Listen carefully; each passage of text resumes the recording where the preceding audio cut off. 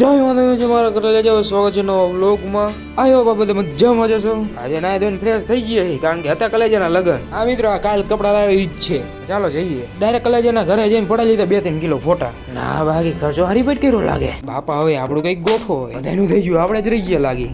માતાજી સુખી રાખે યાર, આ ઘા સહન નથી થતા હવે. બપોર પડી જાય છે ને ઇસ ટાઈમ તો દાબોળવા જમી કરીને આવતા છે ને વરરાજાને લાગતી ગરમી બે ગયો કુલર સામું. હાંજ પડી જાય ને હલ્દીની રસમ ચાલુ થવાની હતી ને આ ભાઈ ડેકોરેશન કરતા હતા. આ મોલ ઉડી જતા એટલે બાંધવા માંડ્યા ભાઈ. લગન એટલે તૈયાર થવું પડે એટલે વહી ગયા થોડાક તૈયાર થવા માટે.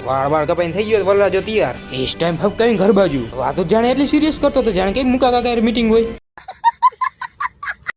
કલેજાના લગન એટલે કામ તો કરવું પડે. આવી ગયા કુલર હારવા ડાયરેક્ટ જમવા. હા હે મારા ગામના આખા સેવા વાળા વલ્લાજાને એ લેવું તો મને કંઈક નક્કી કરવું પડશે લાગે. 50 આપણો જ છે ભલે પછી બીજા નો હોય. ક્યાં બોલે તું?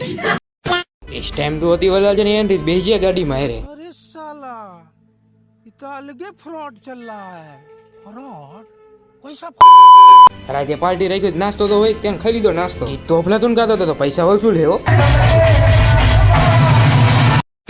રાતના 3-3:30 થઈ ગયા છે અને પાર્ટી પૂરી થઈ ગઈ ને બેસી ગયા પંખે. તો ફાઇનલી મિત્રો આજનો બ્લોગ અહીં સુધી નજો. તેનો મળીએ નવા બ્લોગમાં. Thank you for watching. By.